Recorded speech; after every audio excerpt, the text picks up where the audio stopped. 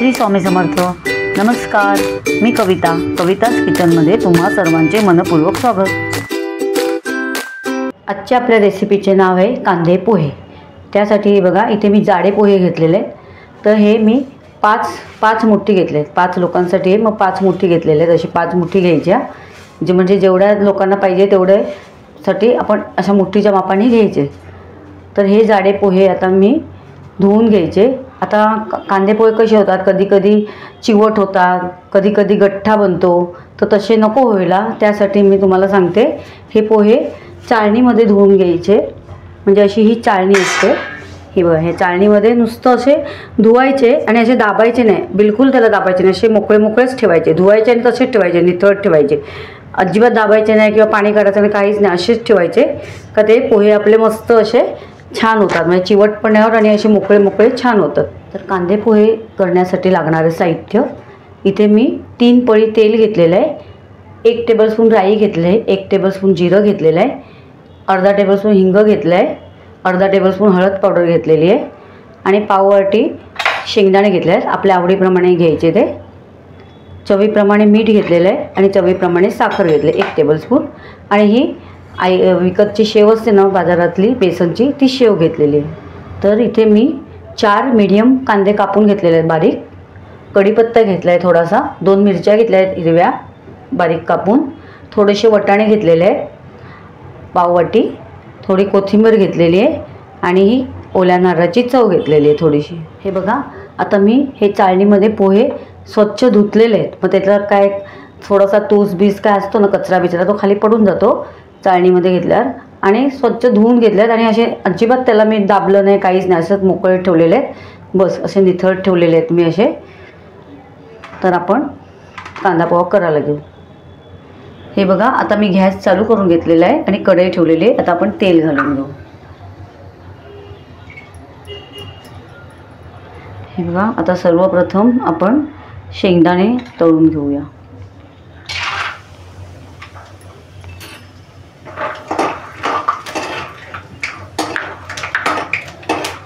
शेंगदाणे आपल्याला करपवायचे नाही, फक्त नुसतं तळून घ्यायचे। झाले शेंगदाणे तळून, तर आपण काढून घेऊया।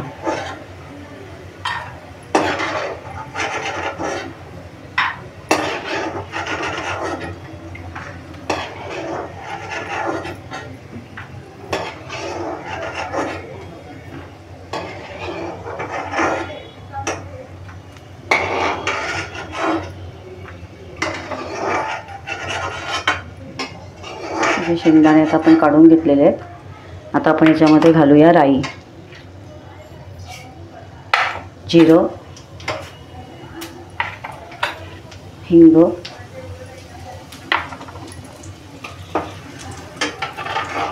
राई जिरं जरा तडतडली का आपण याच्यात कढीपत्ता घालू।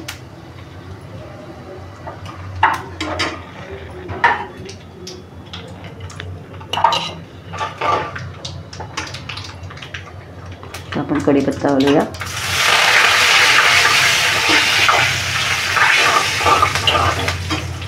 मिरच्या टाकू,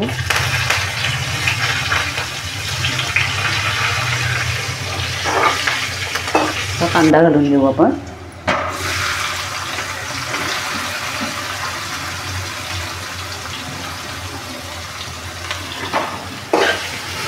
आता कांदा जरा आपला नरम पडून द्यायचा। बघा, आता हे कांद्याबरोबरच आपण वटाणे टाकून घ्यायचे आहेत, म्हणजे आपले वटाणे शिजतील त्या कांद्यामध्ये। आता जर तुम्हाला समजा बटाट पोहा करायचा असेल, तर बटाटा टाकायचा असेल ना, तर कोणाकोणाला बटाट पोहा आवडतो, तर तुम्ही बटाट्याच्या काचऱ्या, बटाट्याची सालं काढून बटाट्याच्या काचऱ्या अशा पातळ कांद्याबरोबर टाकायचं आणि शिजत ठेवायचं, म्हणजे ते बटाटे शिजतात बरोबर। तर आपण हे वटाणे कांद्याबरोबर जरा शिजत ठेवूया। हे बघा, आता आपण बघूया, आपलं कांद्याबरोबर मस्त कांदा पण मऊ पडला आणि वटाणे पण मस्त शिजले, ते बघा व्हाईट झाले, ते कलर बदलले वटाण्याचा।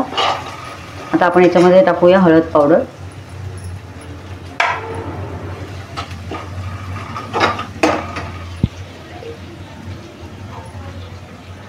बघा हळद टाकली। आता आपण चवीप्रमाणे मीठ टाकूया, चवीनुसार मीठ टाकून घ्यायचं आणि साखर पण टाकून घ्यायची, म्हणजे ते आपल्या पोह्यांना चांगलं लागतं. तर हे बघा आपले पोहे आपण ते भिजवून घेतलेले आणि अजिबात दाबून नाही घेतले. आता आपण बघायचे, जर असेल ना तर असे गठ्ठे असेल तर मोकळे करून घ्यायचे, पण आपण त्याला दाबून नव्हते घेतले, नुसते धुतलेले, त्यामुळे ते गठ्ठे झाले नाही आहे. तर आता आपण पोहे घालून घेऊया.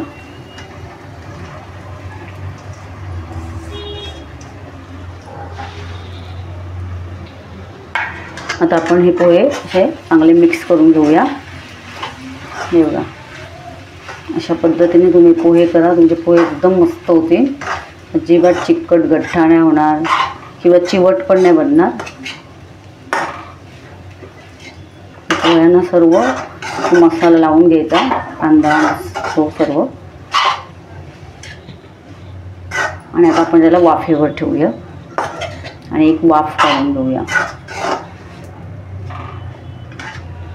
सगळं मिक्स करून झालं आपण वाफेवर ठेवू. आता आपण वाफेवर ठेवूया, एक वाफ काढून घेऊया. हे बघा आता आपली वाफ आलेली आहे, मस्तपैकी वाफ आलेली आहे.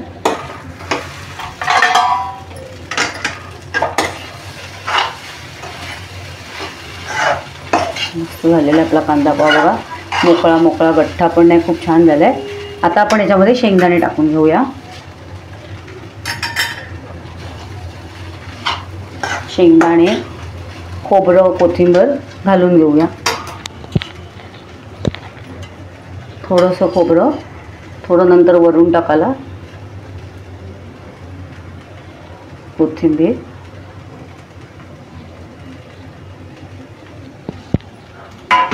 झाला आपला कांदा पोहा. आता आपण गॅस घालूया. हे बघा आता खाण्यासाठी तयार आहे आपला कांदा पोहा. मस्त रंगीत रंगीत, मस्त वटाणे ओले वटाणे घेतले तर आपण, वटाण्याच्या शेंग्यांमध्ये वटाणे आहेत ते. असं मस्तपैकी छान, असं मस्तपैकी खाण्यासाठी तयार आहे असा मोकळा मोकळा कांदा पोहा. अशा पद्धतीने तुम्ही बटाट पोहा पण करू शकता, बटाटा टाकून. आता आपण याच्यावरती गार्निशिंग करूया. खोबरं टाकूया, कोथिंबीर टाकू आणि आपण जी शेव घेतलेली आहे बेसनची, ती शेव टाकू. एकदम मस्त एक नंबर झालेला आहे कांदा पोहा. तर नक्की तुम्ही ट्राय करा, अशा पद्धतीने तुमचा कांदा पोहा एकदम मस्त होईल. तर खाण्यासाठी तयार आहे आपला कांदा पोहा. अशा प्रकारे खाण्यासाठी आहे कांदे पोहे. हे बघा मस्तपैकी लिंबू, कोणाला लिंबू आवडत असेल तर लिंबूची फोड द्यायची आणि तुम्ही अशा प्रकारे नक्की ट्राय करा कांदे पोहे.